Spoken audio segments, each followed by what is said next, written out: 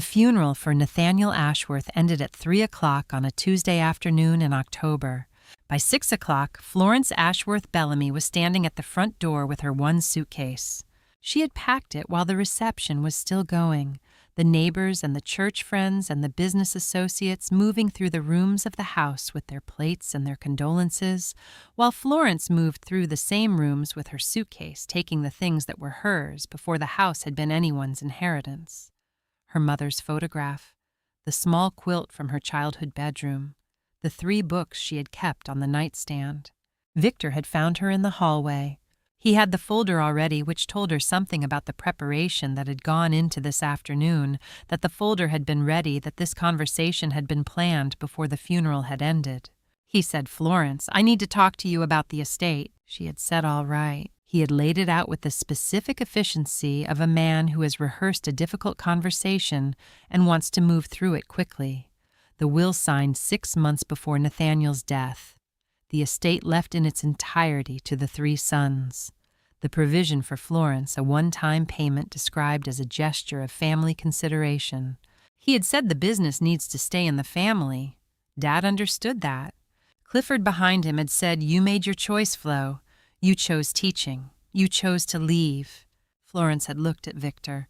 She had looked at the man who had stood on the bank of the pond when she was 12 years old and had watched her go under and had not moved, who had been 17 and had known how to swim and had stood there while she went under and had not moved until their father came running from the orchard. She had said, if that's what father wanted. She had picked up her suitcase. She had walked to the front door. Victor had called after her, "I'll send you something, Flo. For family's sake."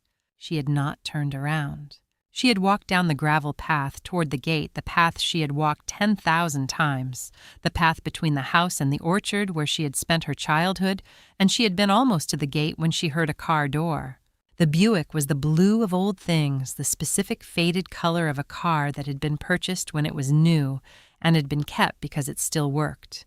The man who got out moved slowly with the careful movement of someone who had learned to be careful because his body required it.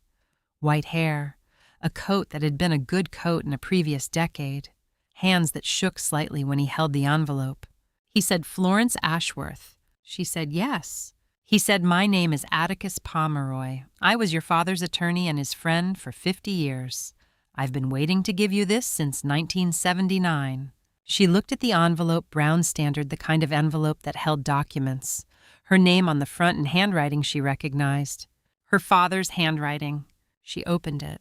The deed was on the kind of paper that had been used for legal documents in 1979, heavy cream-colored, the printing formal, and the spaces filled in by typewriter. She read it once. She read it twice. She said, "I was 12 years old in 1979. Atticus Pomeroy said your father knew that. He said he also knew what your brothers would do. He had known for a long time. He just waited until he was certain before he acted. He said he wanted me to tell you something when I gave you this. He said, Florence, the land was always yours. I just needed to make it official before it was too late." Florence held the deed. The October light was going the way October light went, quickly without ceremony, the day ending before you were ready for it to end. She looked at the deed. She looked at the house at the end of the gravel path where the lights were coming on in the windows.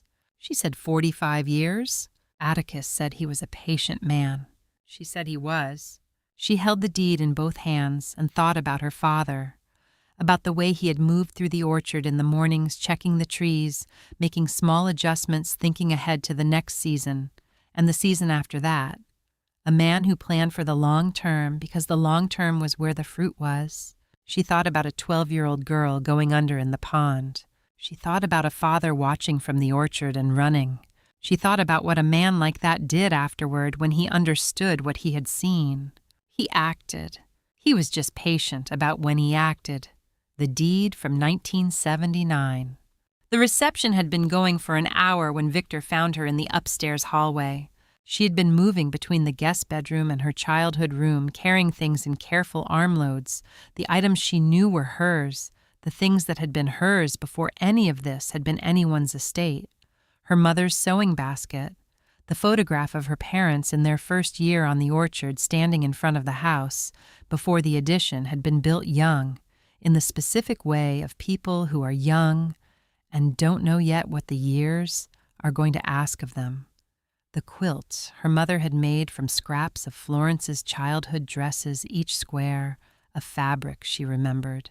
She had been making herself small for this task. That was the word small.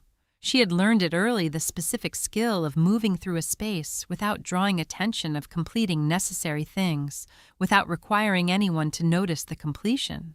It was a skill you developed when you were the youngest and the only girl in a family that had organized itself around the assumption that the important work was done by men. Victor had found her anyway. He said, "Florence, come downstairs. We need to talk about the estate." The study had been their father's room. Nathaniel had used it for the work of running a 1,200-acre orchard operation, the accounts, the contracts, the correspondence with buyers and processors, and the county agricultural office. The bookshelves held 40 years of agricultural journals and legal references, and the specific accumulation of a man who had educated himself in the things his business required. Victor was behind the desk. He had moved to the chair behind the desk, Nathaniel's chair, the chair that had always been Nathaniel's, with the ease of a man taking possession of something he had already decided was his. Clifford stood to the side in the posture of a man prepared to add to what his brother said. There were guests downstairs. Florence could hear them, the low sound of the reception, the voices and the movements of people who had known her father and had come to mark his passing. She had been part of that reception for the first hour, receiving condolences, saying the things that needed to be said. She had excused herself to go upstairs. She had not expected to be summoned here. She sat in the chair across from the desk. Victor opened the folder. He said Dad's estate is straightforward. The will was signed in April 6 months ago when he was still lucid, and his affairs were in order. It's been filed with the probate court this morning.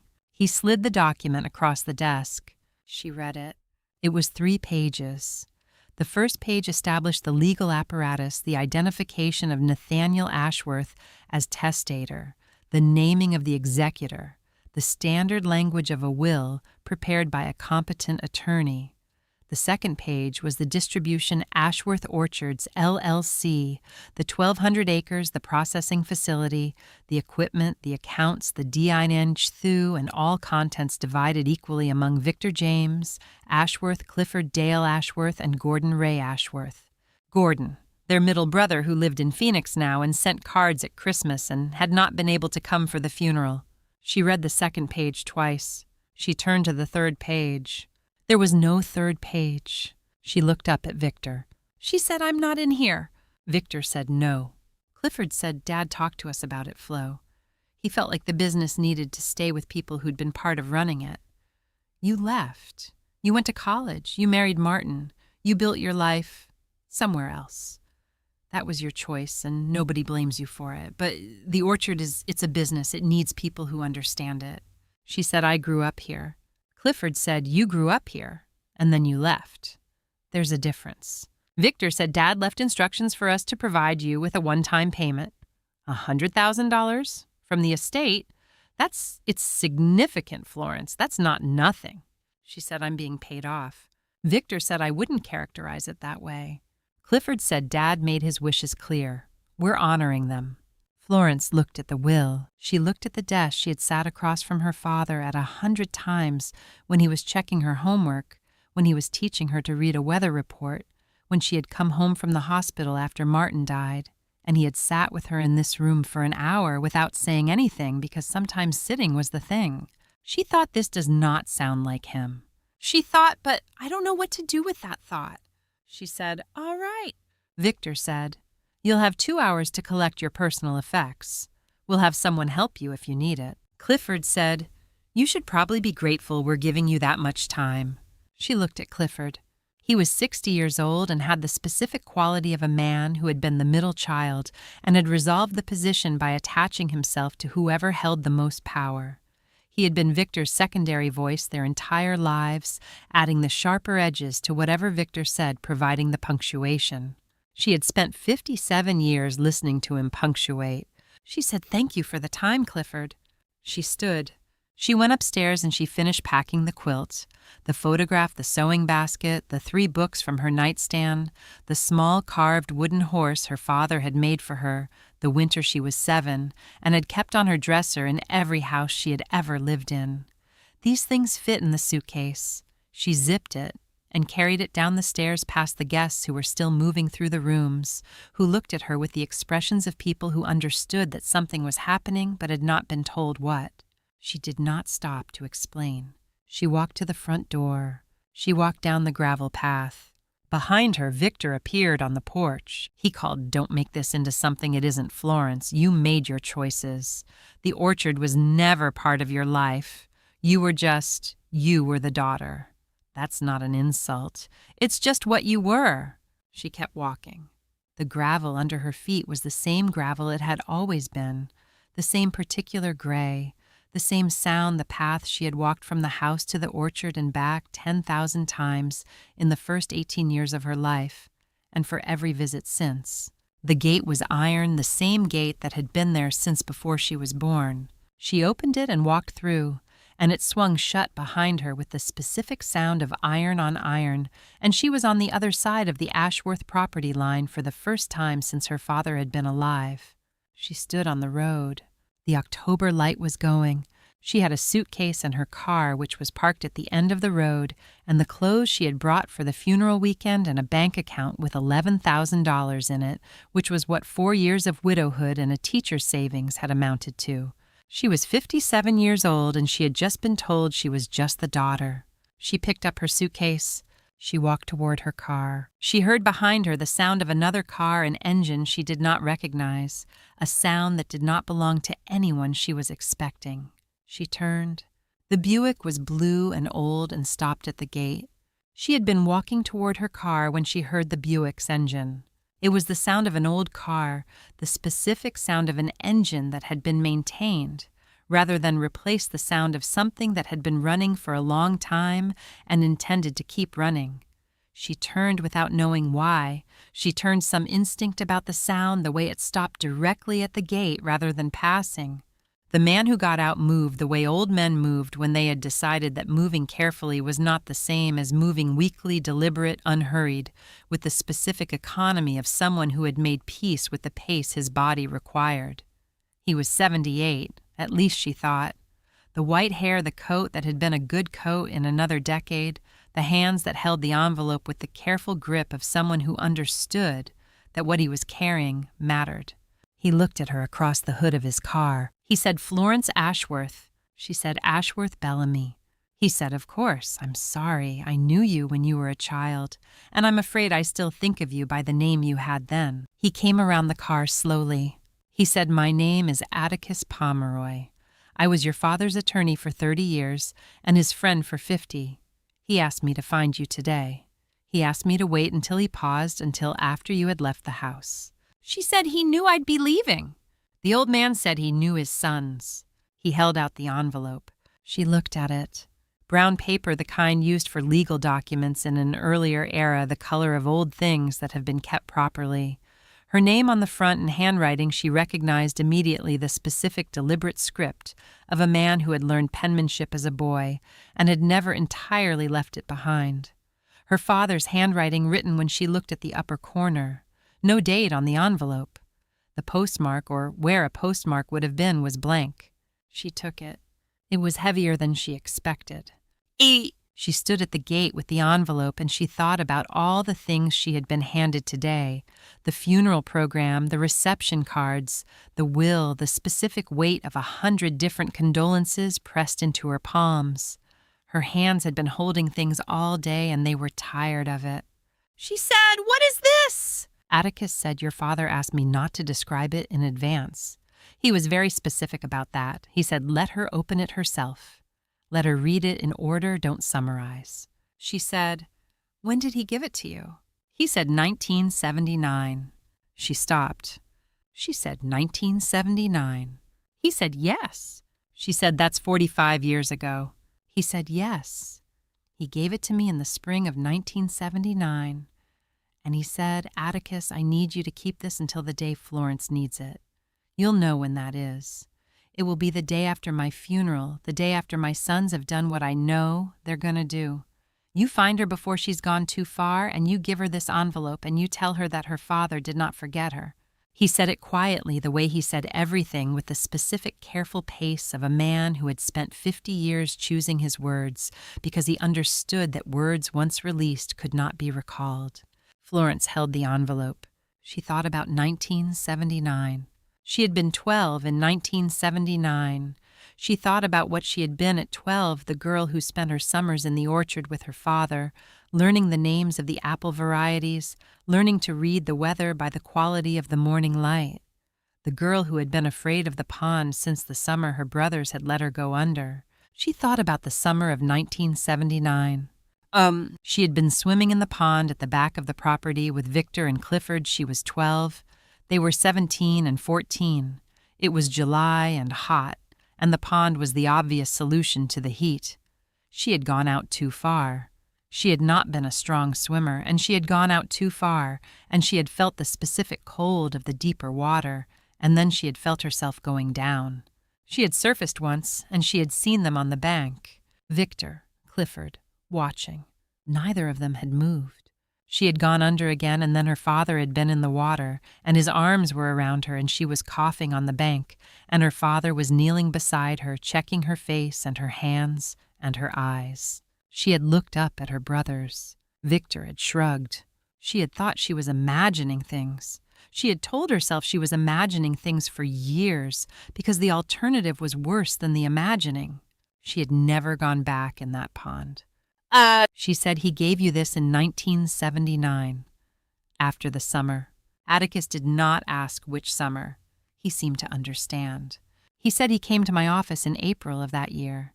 He said he had been thinking about his children and about what he had observed and about what he believed was going to happen after he was gone. He said he didn't want to confront his sons directly because he felt he paused. He felt that confronting them would only make them more careful about concealing who they were. He wanted to act rather than react. He said he was a practical man." Florence said he was. He said, "Atticus, I want to make sure Florence is protected. Not after she's had to fight for it. Before. I want the protection already in place so that when the time comes, all she has to do is open an envelope." Florence looked at the envelope in her hands. She said, "I'm very tired of pieces of paper today." He said, "I know.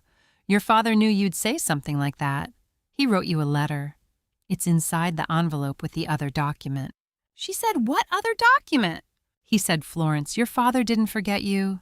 He never forgot you. He was a patient man, and he believed that the right action taken at the right time was more powerful than any number of actions taken too early." He took a small step toward her. He said, "He asked me to tell you one thing before you open it." He said, "Tell her that I saw what happened at the pond.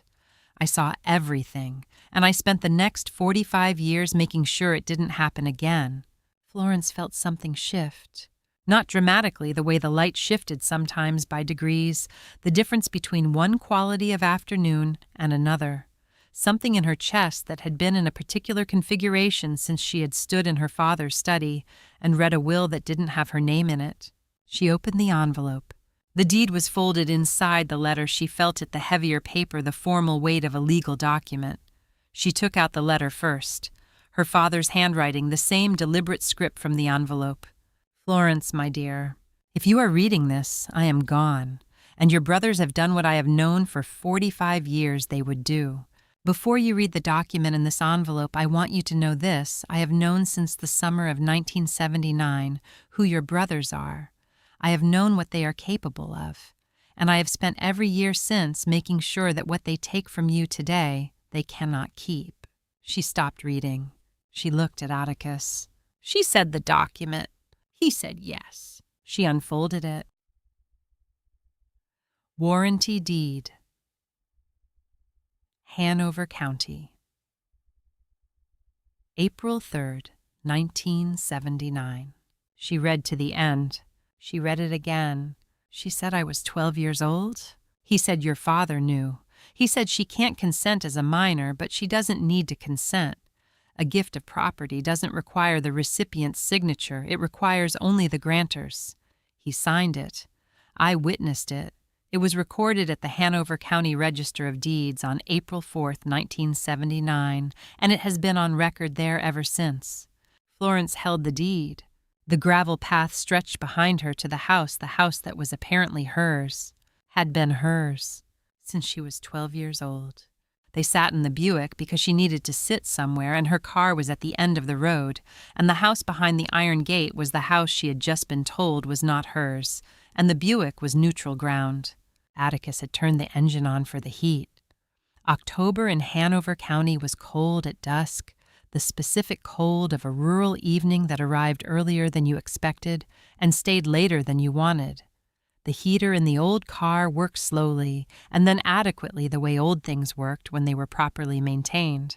Florence read the letter. Her father had written it at night. She could tell from the quality of the handwriting not trembling with age. This was not the hand of old age. This was the specific quality of handwriting produced by someone whose hands are not entirely steady because they are feeling something large and have not yet found the way to contain it. The letters were formed correctly. They were larger than his usual script, more deliberate, the handwriting of a man who was writing something important and was making sure it would be legible. He had written, "Florence, my dear."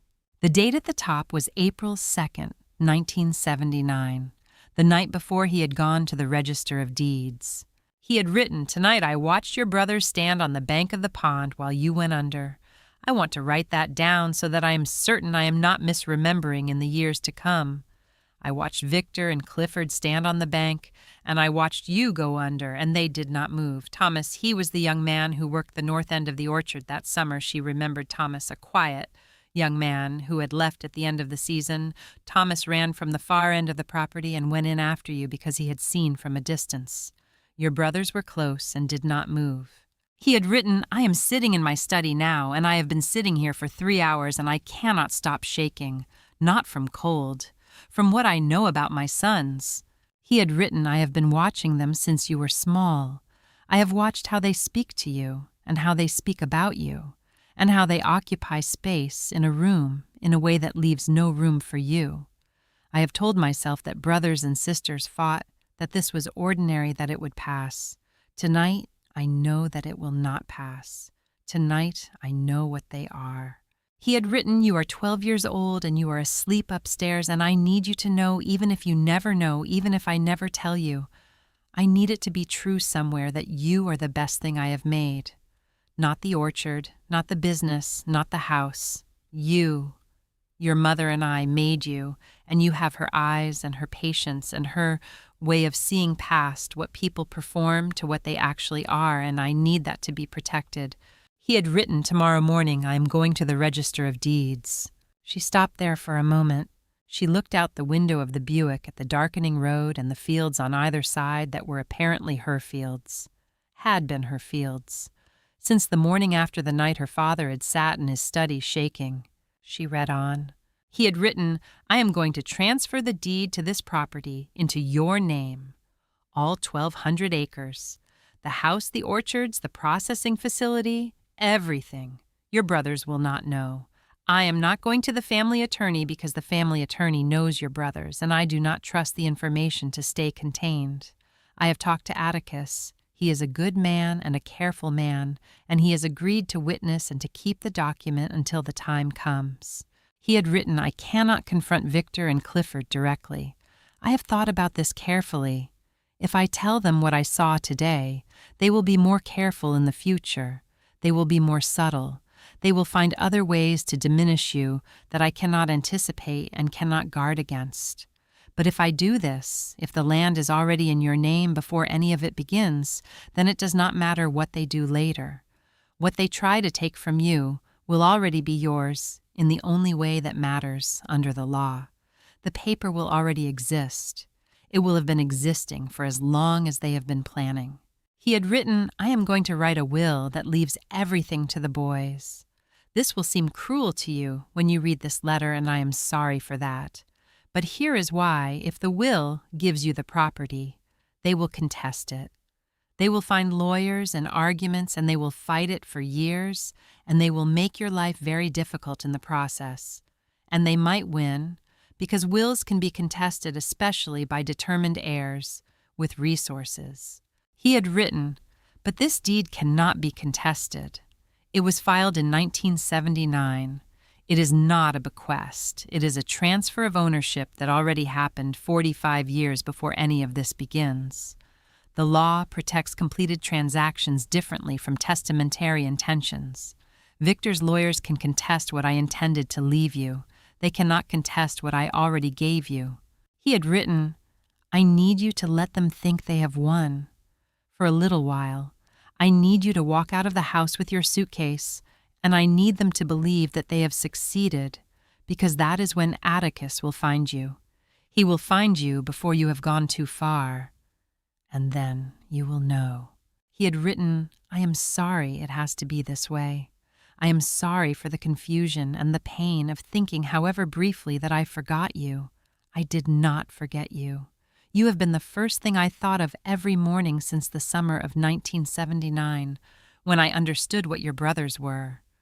I have spent 45 years thinking about how to make sure they could not hurt you." He had written, "The orchard was always yours. I just needed to make it official while I still could." He had signed it, "Your father, who loves you more than he has ever been good at saying." "That—" Florence folded the letter along its original creases. She held it in both hands. The car was quiet except for the heater. Atticus sat beside her without speaking, with the specific patience of a man who had been waiting 45 years for this evening and was not going to rush the last part of it. She said he wrote a false will. Atticus said he wrote a will that reflected what he knew your brothers expected. He said he told me this when he gave me the envelope. He said the will is the performance, Atticus. The deed is the truth. The performance buys time. The truth wins. She said he knew they would act immediately. He said he knew. He said within 24 hours of my death, Victor will have the will filed and Florence will be out of the house. He said, let it happen. Let them file. Let them believe they've won. Because the deed predates the will by 45 years, and there is nothing they can do about a deed that has been on file at the county register since 1979. She said, "Is that true?" He said a warranty deed recording a completed inter vivos transfer is not subject to testamentary challenge. When your father transferred that property to you in 1979, the transfer was complete. It had already happened. The will written after that date cannot give away what had already been given. Victor's lawyers will tell him this in approximately 48 hours. He reached into the case on the back seat. He set a thick folder on his knee. He said, "There is something else you should know." He said, "In the 45 years since your father transferred the property, your brothers have been managing it under the assumption that they would inherit it. They have made improvements which are complicated but manageable. They have also made financial decisions based on the assumption of ownership." He opened the folder. He said Clifford specifically has used the orchard's land as collateral for several business loans, significant ones. He obtained these loans on the basis of his expected inheritance. He said, "Florence, that land was not his to use as collateral. It was yours. It has been yours since 1979. When the deed comes to light, those loans will need to be reconsidered because the collateral Clifford pledged was not his to pledge." She said, "What does that mean for him?" Atticus said, "It means he borrowed money against property he didn't own, using that property as security. It means the lenders will have questions. It means he will need to resolve those loans through other means." He said it means Clifford Ashworth is going to discover that he has spent years making himself financially dependent on land that belongs to his sister. The heater ticked in the silence. Florence looked at the folder. She thought about 45 years. She thought about her father in his study at night, unable to stop shaking, making a decision that would take 45 years to pay off. She thought he was the most patient man I ever knew. She thought I should have known he would find a way to protect me. She said, "What do we do now?" Atticus said, "Now we go to the county register of deeds and we make a certified copy of the 1979 filing. And then we go see your brothers." He started the car. They drove to Atticus's office, which was in the county seat, a small town 15 miles from the Ashworth property, the kind of town that had a courthouse and a diner and several law offices that had served the same families for generations. His office was on the second floor of a building that had been many things over the years and was now in its final configuration the workspace of a retired attorney who had not quite managed to stop working. The bookshelves held the specific accumulation of 50 years of practice legal volumes, case files, the documented history of the county's property transactions going back to when he had first hung his shingle. On the largest table in the room, he had spread maps. Florence stood over them. She had spent her childhood on this land, had known it by smell and season, and the specific sound each part of it made in different weather. The south orchard in a wind, the processing facility during harvest, the pond she had stopped going to. She had known this land in the way you knew places you had grown up in, which was the way you knew your own hands, not by reading about them, but by the accumulated experience of use. She was looking at it now from a different angle. Atticus had used colored markers, yellow for the parcel that had been mortgaged, red for the parcel under the solar energy lease, blue for the area where Victor's house stood, the house he had built 8 years ago, the large house, the house that was visible from the county road, and that Florence had driven past without thinking much about it, assuming it was on the portion of the property that would eventually be his. Green for where Clifford's house was. She looked at the colors for a long time. She said, "How much of it is marked?" Atticus said, "About 800 of the 1,200 acres are in some way encumbered or built upon. The remaining 400 are clear the northern orchards and the woodlot at the back of the property." She said, "Tell me the details." He sat down. In 1987, Victor had taken out his first loan. He had used 300 acres as collateral, a portion of the south orchard, the productive heart of the operation. The loan had been for expansion of the processing facility, which was the legitimate business case that had allowed him to walk into the bank with confidence and walk out with money. The bank had done the standard due diligence. They had checked the title records, had confirmed that the property was in the name of Nathaniel Ashworth, who was at that time the operating manager of the orchard business and the person from whom Victor had represented he held authority. Atticus said, "Here is the problem with that loan from a legal standpoint. The title was not in Nathaniel's name at that point. The title had been transferred to Florence in 1979. Nathaniel held operational control. He managed the property. He made the business decisions, but he did not hold title. The bank accepted a representation of authority that was not legally accurate." Florence said, "Did my father know they were doing this?" Atticus said he did. He told me.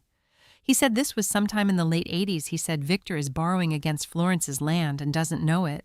He said it the way he said things, quietly, as if he was observing weather. I asked him if we should intervene, and he said not yet. He said let it build.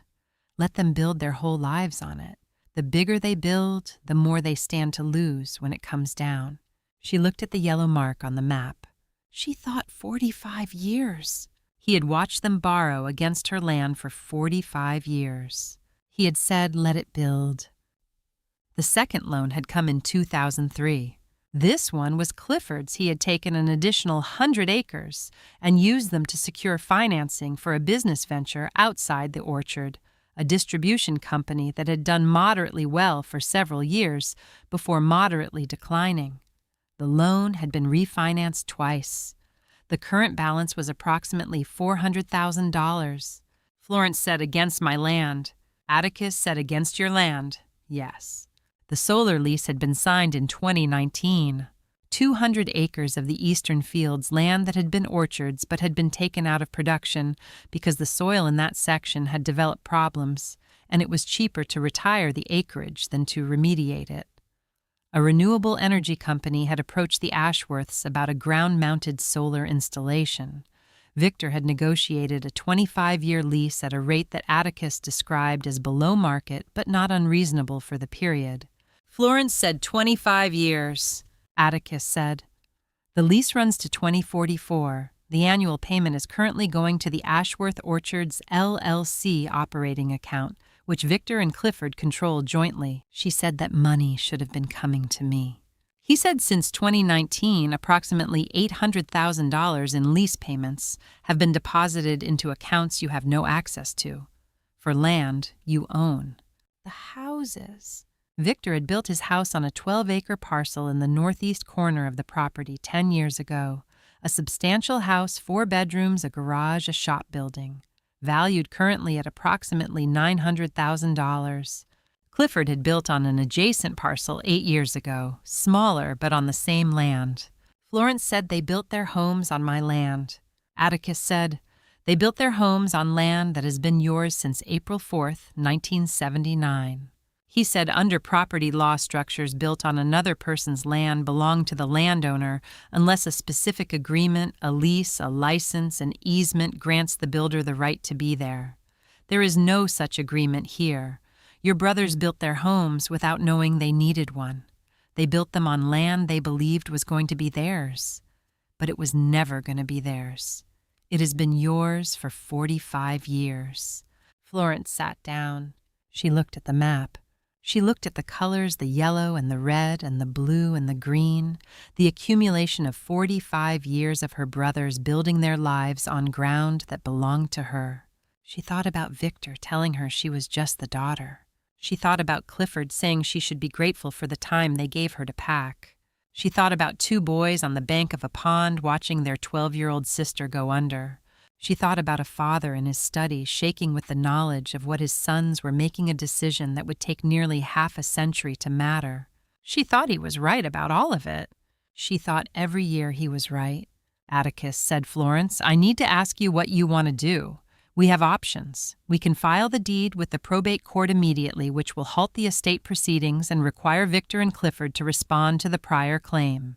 We can approach the mortgage lenders, which will have immediate consequences for the loans. We can, she said, I want to meet them. He said, all right. When she thought about them at the funeral, the efficiency of it, the prepared folders, the satisfaction in Victor's voice when he told her she was just the daughter. She thought about how they had felt that afternoon. Certain, finished, victorious. She said, not yet. She said, I want them to enjoy the feeling of having won for a little while longer. Atticus said, how long? She said, 48 hours. He looked at her. He said, your father would have said the same thing. She said, I know. She said, I learned patience from somewhere. Biat. Sau de unfolding ba moi chin Hong Kong, jen bon moi tam Hong Kong. Mot nung hin jen mot nguhin hai tram to main event. Moi gio sang homso. Victor va Clifford jen van fong. Luat su pomeroy, mang theo. Luat su rieng tu tinrang. Jai chilamot trotu yet vong, qua Florence. Nung ki hobuak, va hote Florence ngoija. Hong son vemet moi, qua hengai truak. Lung thang, mad bin tan. Tren ban truak mad balamot tap tai lieu. Luat su pomeroy ba jau kat ong Ashworth toi muan gioi thiu voi kat ong chung. Tu ba jong san so bay chin gach noi mot bon hai. Juot jang ki tai van fong jia chin. Hat Hanover ngai bathang tu namot ng hin chin tram. By muoi chin. Ong truot tu chung tu kwaban. Emotional trigger su sup jutrong im lang. Hong lahet kong jap ban. Chico sudat lan lungkwa motto giai bon muoi lam nam tuoi. Vagwong matain hot kwa, heng guoi ja ong vua, nahan rahok hong so hu, bat kutugi. Character conflict Victor Berde, jai la gia mao, nhung luat sukua chinhan, sao kikim tra, lag jau, no la that. Zuak jang ki hop hop, kokondau kwa hat Hanover, va. Noko hio, Luke Kauhon, Dichuk. Clifford Guk Jau Chuong Ban, Chung Tajan the Chap Jat, Chung Tajan Shainha. Luat su Pomeroy Gat Jau Trenjat Qua Florence. Moi tu kat ong ja sai dung moi, hop jong shat ong ja ki, jo thuok vaba. I. Mystery Gash Cheo Open Loop. Florence Selam Gi Voi Quien Luktuya Joy Nai Visual Scene Suggestions. Van Fong Luat su Pomeroy. An sang ban mai chio kwa kwa so. Florence ngoi joy dien hai antre, bin tin jen jang so. Huan kachung tujuok truot kwaban, chamrain hu mot nhadao. Kan kwon mat Victor tukio han jan hoaingi, jan kin hoang. Clifford, mad vui trong tai. Luatsukwaho, mat kat hong kon gyot mao. Cliffhanger Florence jung day. Lanjao tien trong suod buoi gap ba len tieng. Gyong ban hen hung chak Victor Clifford. Tachan jan chotoi hai gyoje roi koin ha. Bai gyo. Doi sicho kachan mot lua shon. Daisy had set the table. She had done it because it was what was needed, and she was the person present who knew where things were, and also because she had needed something to do with her hands while she thought about the afternoon. She had been thinking about the afternoon, about Florence's face when she walked out the front door, about the specific quality of Florence's silence before she said, of course, and picked up her suitcase. She had been thinking about that silence for 6 hours. Victor had not stopped talking since the guests arrived. He was in the mode she recognized, the mode he entered when he had accomplished something and needed witnesses to the accomplishment, when the internal satisfaction was insufficient and required external confirmation. He moved through the room with the specific energy of a man who has been waiting for something for a long time and has finally received it. He told the story twice before dinner, the story of the estate, the will, the conversation with Florence, her departure. He told it the way he told all his stories with himself as the protagonist whose good judgment had produced the correct outcome. Florence was a minor character in his telling, an obstacle that had not become an obstacle. Clifford said she barely said a word, just picked up her bag and walked. Victor said no fight in her, never was. She's been like that her whole life, just takes what comes and accepts it. Clifford said she was always more like a boarder than a family member. You know, even when we were kids. Just sort of there. Victor raised his glass. He said to Ashworth Orchards, new generation. The glasses went up around the table. Daisy raised hers. She drank. She looked at her plate. She went to Nathaniel's study during the gap between the main course and dessert while the caterers were clearing plates, and Victor was in the kitchen supervising something. She had offered to get a bottle of port from the study cabinet. Nathaniel had kept a particular port on the second shelf, and no one had questioned it because fetching things was one of the things she did. The study was quiet. It was always quiet, but it was a different quality of quiet now that Nathaniel was gone. The quiet of a room whose primary occupant had left it, rather than the quiet of a room that was simply not in use. His desk was as he had left it. His reading chair still had the impression of him. She went to the cabinet and found the port. She was turning to go when she saw the photograph. It had always been there on the wall between the bookshelves in a simple wooden frame. She had walked past it hundreds of times over the years and had registered it without examining it. Nathaniel and Florence, two figures in an orchard setting an older photo. She stopped. She looked at it properly for the first time. Florence was 12, perhaps. The age when you could see what someone was going to be, but hadn't yet arrived at being it. She was standing in the middle of an apple row, with her hands in her pockets, and she was looking at something to the left of the camera, something outside the frame. Her father was standing slightly behind her and to the right.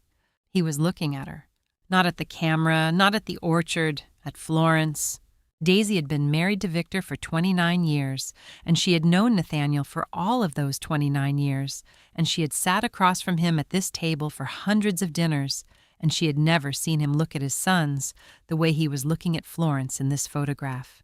It was a specific look. It was the look of a man who was afraid for someone and was watching them very carefully because the watching was the only protection he had at his disposal at that moment.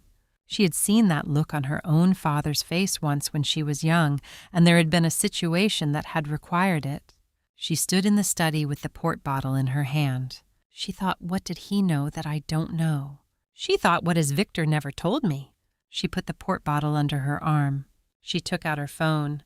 She went to the county property records website, which she knew about because Victor had used it once in her presence to look up a neighboring parcel, and she typed in the address of the Ashworth property. She looked at what came up. She read it twice. Then she stood very still in the quiet study with Nathaniel's look on the wall behind her and his daughter's face at 12 years old, and the property record on her phone. And she thought about 29 years of marriage and the story Victor had told twice at dinner and the word boarder that Clifford had used. She went back to the dining room. She sat at her place. She did not say anything. Victor was talking about the solar lease, the terms, the income projections, the plans he had for reinvesting the payments. Clifford was nodding. The guests were listening with the attentiveness of people who understood that their host's prosperity was in some way relevant to their own. Daisy listened. She drank her wine. She looked at Victor with the specific attention of a person who has just learned something and is reorganizing everything they know through the lens of the new information. Victor's phone rang at 10:15. He looked at the screen with the slight irritation of a man whose evening was going well and didn't want it interrupted. He answered. He said Pomeroy. He had known Atticus Pomeroy peripherally for years, the old lawyer who had been his father's friend who had retired and mostly kept to himself. He had not expected a call from Atticus Pomeroy at 10:15 in the evening. He listened. His face changed. Not dramatically. Victor's face did not change dramatically. It was one of his skills. But something around the edges of it altered the specific alteration of a face receiving unexpected information and managing the reception carefully. He said, "What kind of document?" He listened. He said, 10 o'clock tomorrow. He ended the call. Clifford said, "Who was that?" Victor said, "Pomeroy, Dad's old lawyer." Clifford said, "What does he want?" Victor said he wants us to come to his office tomorrow. He says Florence has a document. The table had gone quiet in the way tables went quiet when the tenor of a conversation changed. Clifford said, "What document?" Victor said he didn't say. He picked up his wine glass. He looked at it. He set it down without drinking. Daisy at the far end of the table was looking at her husband's face, at the specific quality of uncertainty that had appeared there, a quality she had not seen often in 29 years of marriage, because Victor was not often uncertain. She thought he knows something could go wrong. She thought I know something is already wrong. She looked down at her plate. She said nothing. She waited for tomorrow. They arrived at 9:55. Florence had been there since 9:15. She had come early because she had learned in 57 years of being the youngest and the smallest in rooms where other people set the terms, that arriving early was a way of establishing that the room was neutral, that it did not belong to whoever got there last, that the terms of the encounter were not set by the person who walked in and found others waiting. She had wanted them to walk in and find her waiting. She was in the chair to the left of Atticus's desk, which gave her a clear sightline to the door. She had her hands in her lap. She had slept, which had surprised her. She had expected to lie awake in the small room at the motel outside town, but she had been asleep by 10 and had woken at 6 with the specific quality of a person whose mind had decided that the preparation was complete and rest was therefore possible.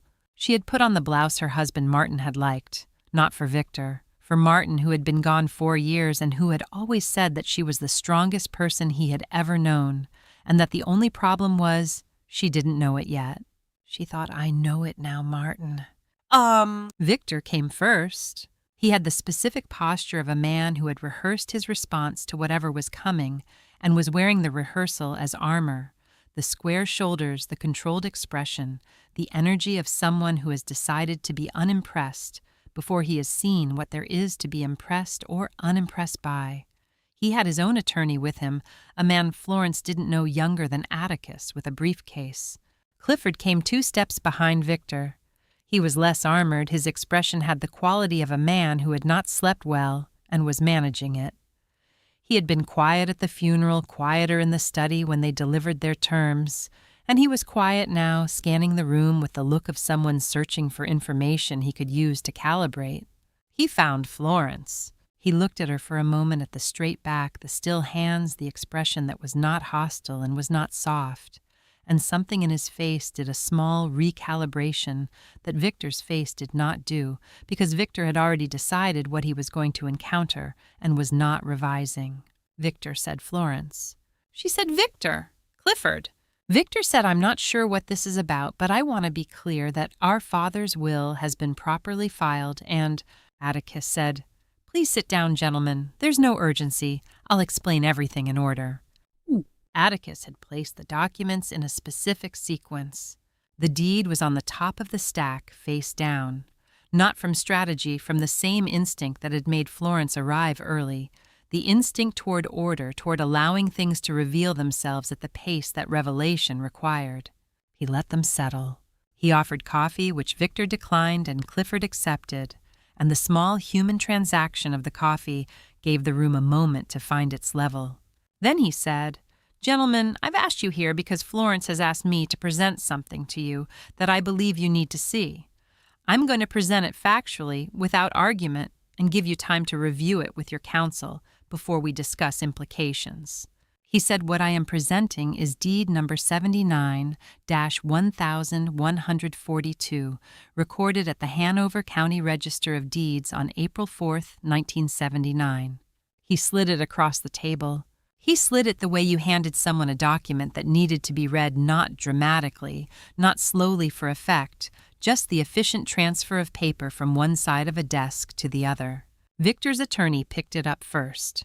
Professional reflex, the lawyer's instinct to receive and assess before the client reacted. He read the first section. He read the second. He found the recording information and the notary seal. His expression changed. Not dramatically. He was a professional. But his expression changed in the specific way of a professional's expression when they encounter something they had not accounted for, the small recalibration behind the controlled surface. He showed it to Victor. Victor read it. Florence watched him read.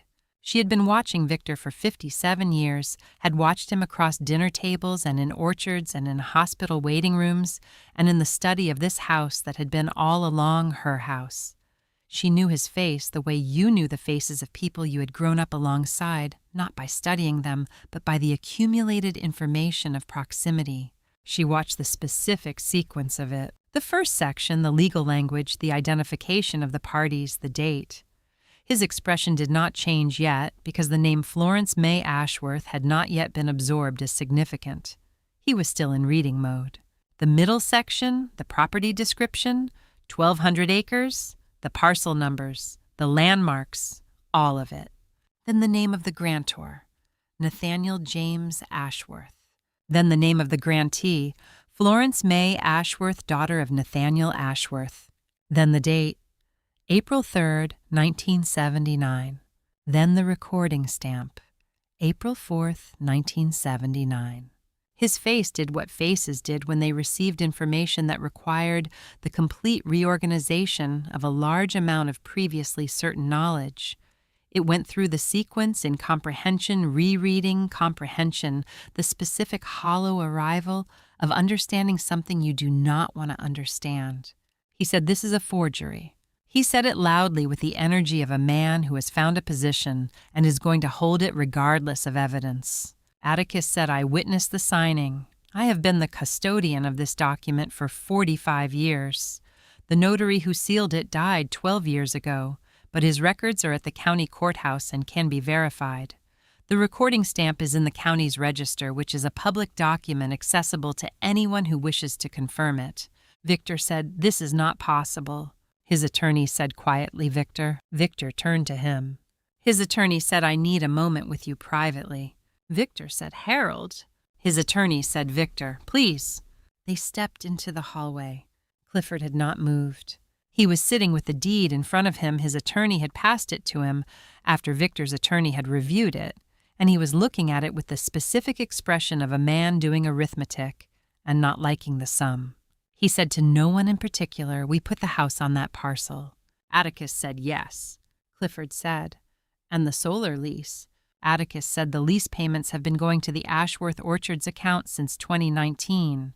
As the legal owner of that parcel, Florence is owed those payments. Additionally, the loan Clifford secured using the eastern parcels as collateral was secured against property he did not own. The lender will need to be informed." Clifford said, "I borrowed against land that wasn't mine." Atticus said, "You borrowed against land that was Florence's." Clifford put his face in his hands. Not dramatically, with the specific exhaustion of a man who has just understood the full dimensions of a thing he cannot undo. Victor came back with his attorney. His attorney sat down. He said, "The document appears to be authentic." I want to verify the county records independently, which I will do this afternoon.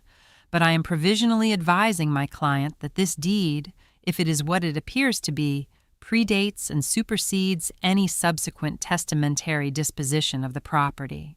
He said a completed inter vivos transfer cannot be undone by a later will. The property was transferred in 1979. The will written after that date had no power to transfer what had already been transferred, Victor said. But he was managing it. For 45 years, he was. His attorney said he was managing property that was not legally his to manage. He had operational control with the owner's implicit permission. That's a different thing from ownership. Victor's face had the look of a man who has been standing on ground he was certain of and has found it is not ground. He was still standing. He had not fallen. But the certainty was gone. Florence stood. The room looked at her. She said, "Victor, Clifford." She said it the way she said everything, without heat, without the performance of triumph, with the specific directness of someone who has been waiting to say something for a long time and has found the right moment. She said, "You gave me 2 hours to clear my things out of my house." She paused. She looked at each of them. She said, "I'm going to give you a choice." Florence had spent the 48 hours preparing 2 things. The first was the lease agreement, which Atticus had drafted under her instruction, 9 pages precise, the work of a man who had been a careful lawyer for 50 years and understood that precision was the only form of protection that held over time. She had reviewed it 3 times. She had made 2 changes. She had not made the changes because the document was wrong, but because they were her changes to make, and she needed to have made them. The second thing she had prepared was what she was going to say, not a speech, not a performance. The specific sentences that needed to be said in the order they needed to be said in the register that was correct for saying them. She had been a teacher for 31 years. She knew how to organize what needed to be communicated. She had practiced it twice alone in the motel room the way she practiced things that mattered. She waited until Victor's attorney had finished his sentence, the sentence that ended with the property was transferred in 1979, and then she stood. She said, "Victor, Clifford." She said it in the voice she used when she needed a classroom to be quiet, not loud, not harsh. The voice that communicated that what came next was worth listening to and that the listening was expected. They looked at her. She said, "You gave me 2 hours to collect my things from my house. I came back last night and I thought about what 2 hours meant, about what you thought 2 hours was sufficient for." She said, "I'm going to offer you something different. I'm going to offer you a choice, and I'm going to explain the choice clearly, and then you're going to make it." She set the lease agreement on the table. She did not slide it. She placed it the way you place something that deserved to be placed, rather than sent across a surface. She said, "Option 1. I exercise my full legal rights as the property owner. The mortgage lenders are notified that the collateral for your loans was property you did not own. The solar lease company is notified that the payments have been going to the wrong party and that the lease requires renegotiation with the actual owner. Victor, you and Daisy vacate the house on the northeast parcel. Clifford, you and Patricia vacate yours. The estate proceedings are halted, and the deed is filed with the probate court as the controlling document. I begin the process of recovering 45 years of improperly diverted income from the orchard operation." She said, "That is option 1. She let it sit for a moment. Victor's attorney was looking at his hands. Victor was looking at the lease agreement on the table. Clifford's eyes were closed. She said, "Option 2 is this document." She opened it to the first page. She said, "You stay in your houses. Clifford, your loans are not called. The solar lease income is redirected, but the lease itself remains valid. The orchard operation continues." She turned to the terms page. She said, "The conditions are as follows." She read, "A lease agreement for the parcels on which their homes were built, 99 years renewable at 10% of current market value per month." She had asked Atticus to determine the market value. He had. The numbers were in the document. Victor said, "Per month." She said, "I'm not finished." He was quiet. She said all income from third-party agreements on the property, including the solar lease, is redirected to me as the property owner effective immediately. You will coordinate the notifications to the relevant parties. She said Victor will step down as CEO of Ashworth Orchards, LLC. A management transition will be managed by an independent director to be appointed by me. You may remain involved in an advisory capacity at my discretion. She said no legal challenges to the 1979 deed will be initiated. Any challenge voids this agreement and returns us to option 1. She looked at Victor. She said, and one more condition, a personal one. She said you will not refer to me as the girl, the daughter, the kid, or any diminutive. In business correspondence, in conversation, in any context. My name is Florence. If that's too formal, Flo is acceptable. She closed the document. She said those are the terms of option 2. You have 30 minutes to decide. Victor's attorney asked for the room. Florence and Atticus went to the small waiting area outside the office. Atticus sat. Florence stood at the window looking at the county seat street below the hardware store, the diner, the bank where Clifford had borrowed against her land. She thought about her father. She thought about what he had said in the letter, I want them to lose something. Not everything, just enough to understand what they did. I want them to write a check to their sister every month for as long as they live on her land. I want the accounting to be continuous. She thought he was right about that, too. He had been right about almost everything. They came back at 22 minutes. Victor came in first. He looked like a man who had aged overnight, which was not precisely true, but was the impression created by the specific quality of exhaustion that came from understanding something you had not understood and could not understand.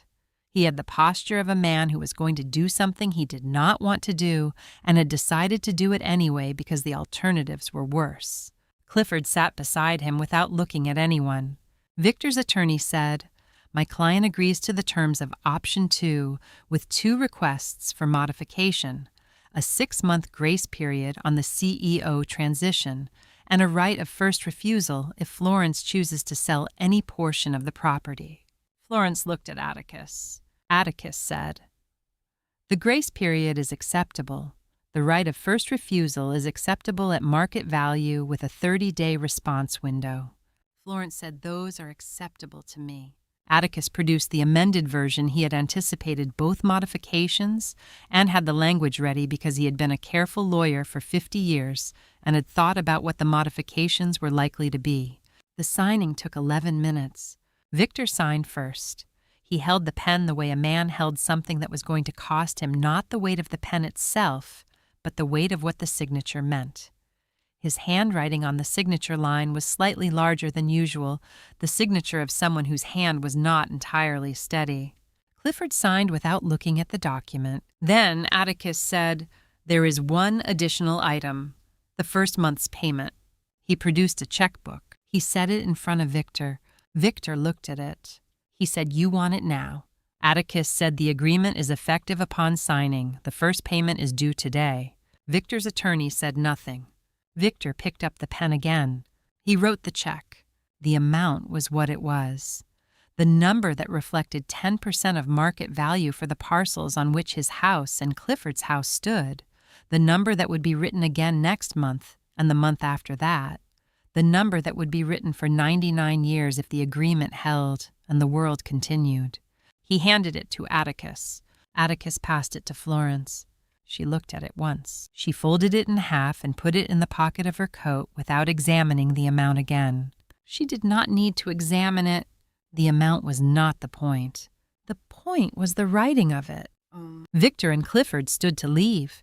They moved toward the door with the specific quality of men who have been in a room where something significant happened and want to be out of the room. Victor reached the doorway. Florence said, Victor. He stopped. He turned. She said, thank you for giving me 2 hours to collect my things. He looked at her. She said, if you hadn't, I would have left through the back gate. I would have missed Atticus. I would have driven to my motel and sat there with $11,000 in a suitcase and no knowledge that any of this existed.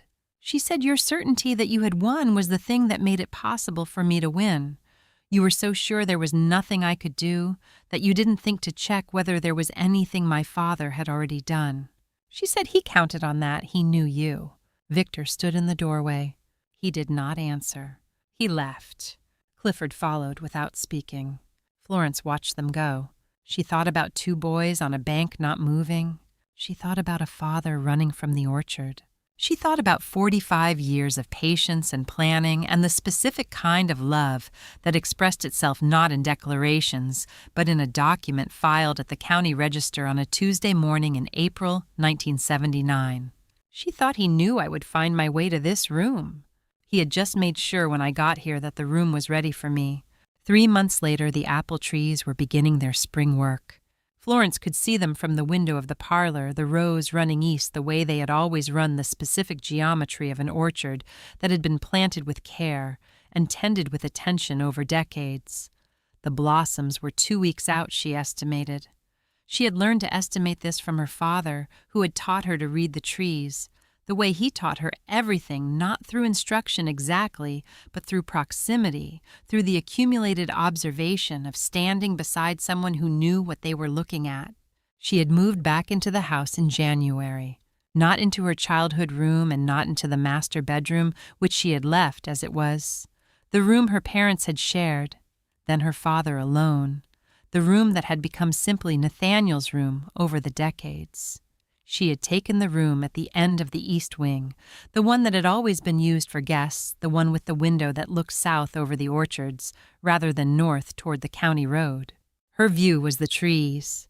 She had found in the 3 months since the meeting in Atticus's office that this was what she wanted. Not the grandeur of the house, she had never needed grandeur, but the specific daily presence of the trees. The study she had left unchanged. She had walked in once in January and had stood at the desk and looked at the chair and the books and the photograph on the wall, the one of her at 12, her father looking at her with the look she now knew the meaning of. And she had decided that the room did not need to be changed and she did not need to use it. Some rooms were not for using. Some rooms were for being what they were. She worked from the parlor. The new director was a woman named Grace Howe, who had managed a mid-sized orchard operation in a neighboring county for 12 years and had been recommended by the State Agricultural Extension Service when Florence had called to ask who they would trust with 1,200 acres of apple and pear trees. Grace had walked the property in February in the cold, wearing boots and carrying a clipboard, asking questions that Florence recognized as good questions, questions about soil management and drainage and the specific history of each section. She had spent 3 hours talking to the longtime employees, the ones who had been with the orchard since Nathaniel's time before she came back to the house to report to Florence. She had said the operation is fundamentally sound. There are some practices I would change and some investments I would make. Victor ran it the way someone runs something they expect to own forever. Not badly, but not with the future primarily in mind. Florence had said, make the changes you think are right. Grace had said there's a north section that's been underperforming. I think the variety mix is wrong. I'd want to replant it over 3 years. Florence had said, tell me about the varieties. She had listened for an hour. She had thought this is what it feels like when someone explains something to you, because they respect what you know and want to add to it, rather than explaining it because they have decided you don't know enough. She had thought my father would have liked Grace Howe. The scholarship fund had been Atticus's suggestion offered obliquely in the way he offered things not as a proposal, but as an observation, something said once and then left for her to do with what she chose. He had said you taught for 31 years. You know what resources make a difference to young women trying to build something. She had thought about it for a week. She had thought about the girls she had taught, the ones who had ability and drive, and the specific problem of living in a county where ability and drive were not always the things that determined what your life became. She had thought about what a scholarship would have meant to some of them, what it would have meant to her if someone had offered it. The Florence Ashworth Fund for Rural Girls in Education had been formally established in February. The first scholarships would be awarded in June. She had asked the county's 3 high schools to identify candidates. She had received 43 applications. She had read all 43. The monthly checks came from Victor and Clifford on the first of each month without exception. They arrived by mail in standard business envelopes signed in handwriting she recognized and had known her whole life. She deposited them and noted the deposits in the ledger she kept for the property accounts, and that was the extent of the transaction. She did not think about them very much. Victor came on a Tuesday in March. He came alone, no Clifford, no attorney, no prepared folder.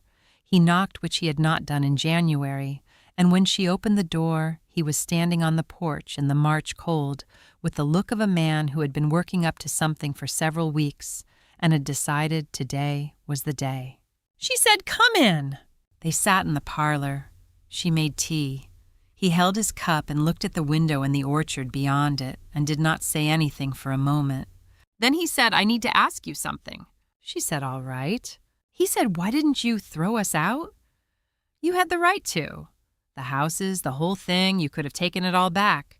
Why did you give us the lease?" She looked at him. She thought about a man who had watched his sons become who they were and had not thrown them out of his life, who had protected his daughter and managed his sons and kept all of it running for 45 years, with the specific patience of someone who understood that the people we love can disappoint us entirely and remain the people we love. She said, "Because Father didn't throw you out even though he knew who you were. He managed you. He stayed in relationship with you even knowing what you'd done and what you'd do." She said, "And because you're my brothers." That hasn't changed. It doesn't mean what I thought it meant when I was young, but it means something. Victor said nothing. She said, "I'm not forgiving what happened at the pond. I want to be clear about that. I've carried that for 45 years and I'll carry it until I don't. But I can carry it without needing you to lose everything. Those are different things." Victor looked at the window. He said, "I was 17. She said, "I know." He said, "I don't have an explanation." She said, "I'm not asking for one." The orchard was quiet outside the window. March light the specific thin quality of it before the warmth came back. Victor set his cup down. He said Dad knew what he was doing when he gave you that deed. She said yes. He said he always knew what he was doing. She said yes. She went to the cemetery on a Sunday in April, the week the blossoms opened. The Ashworth plot was in the old section of the county cemetery under oaks that had been there since before the orchard was planted. Her mother's stone was beside her father's. She had brought flowers, apple blossoms from the orchard the first of the year. She laid them on Nathaniel's stone. She set the other thing beside them, a copy of the 1979 deed printed on plain paper folded once. She stood for a while. She thought about a 12-year-old girl going under. She thought about a man running from the orchard. She thought about a night in a study hands shaking a decision made that would take 45 years to fully arrive at. She said, "I didn't let you down." She said the trees are going to be good this year. Grace says the blossoms are early, but the frost probability is low. She thinks we'll have a strong harvest. She said, "I'm reading your journals, the ones on the third shelf. I found notes in the margins advice about the north section that turned out to be right. I've been passing them to Grace." She said 45 years is a long time to keep a secret. "I know what it cost you. I know you carried it every day." She put her hand on the stone. She said, "Thank you." The orchard was visible from the cemetery, the rows of trees with their white blossoms, the long geometry of careful planting, the evidence of a life's work, still doing what it was made to do. A journalist had called the previous week. He had asked at the end of a long conversation about the scholarship fund and the orchard, "What do you want women in your situation to know?" She had thought about it.